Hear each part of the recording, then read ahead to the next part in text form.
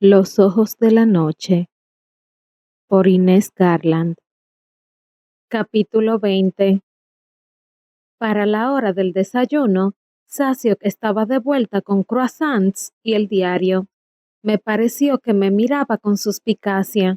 Nos invitó a quedarnos en la casa a pasar el día porque el bosque estaba mojado y no iba a salir el sol. Y las chicas aceptaron enseguida. Yo dije que quería ver cómo había pasado la noche Petra y me fui en cuanto pude, con los cuadernos de Bettina en la mochila y una ansiedad por leerlos que me hizo correr todo el camino hasta el campamento. Petra estaba metida en la bolsa de dormir mirando el techo verde de la carpa. Cuando le conté, quiso leer los cuadernos y en ese momento no vi ningún problema con que lo hiciera.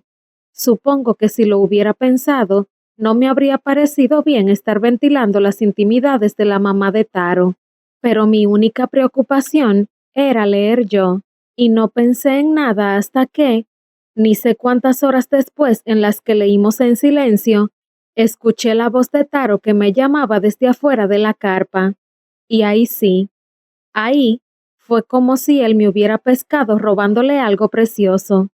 Ahí sentí que me ponía roja y le arrebaté el cuaderno a Petra y metí los dos, el mío y el de ella, debajo de la bolsa de dormir antes de contestar. ¡Taro!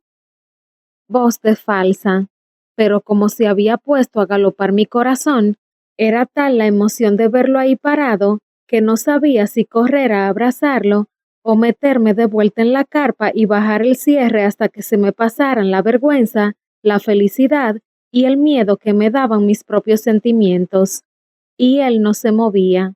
Me miraba con la cabeza ladeada como si supiera lo que estaba pasando. ¿Cómo te fue? Dije por decir algo, porque ya me parecía que el silencio era demasiado. Tardó en contestarme. Qué nerviosa me ponía de pronto ese tiempo que él se tomaba. Vinieron de todas partes, dijo él. ¿Y tú? No sabía ni por dónde empezar, pero entonces salió Petra de la carpa y lo dijo de sopetón. Dal encontró unos cuadernos que eran de tu mamá. La habría matado. Taro se quedó como si le hubieran hablado en un idioma extraño. ¿De mi mamá? Repitió. Por primera vez desde que lo conocí, perdió pie. Me di cuenta de que tenía que hacer un esfuerzo muy grande para mantenerse parado. Le conté cómo había encontrado los cuadernos. No los debería haber leído, pero al principio no sabía que eran de tu mamá. Mentí. Y después, las palabras se me atropellaban en la boca para contarle lo que había leído y que su mamá había querido tanto a su papá y lo había querido tanto a él y lo extrañaba mucho, pero le tenía miedo a Zaciok y al mismo tiempo que le hablaba, pensaba que a lo mejor él así no se daba cuenta de que yo no solo había leído los cuadernos, sino que se los había dejado leer a Petra. Él no reaccionaba. Se le habían llenado los ojos de lágrimas y de pronto me vi a mí misma como si me mirara desde afuera, hablando y hablando sin parar, y a él encogido frente a mí como si se hubiera vuelto un niño desamparado. Lo abracé lo más fuerte que pude porque sentí que se iba a descoser si yo no lo juntaba entre mis brazos.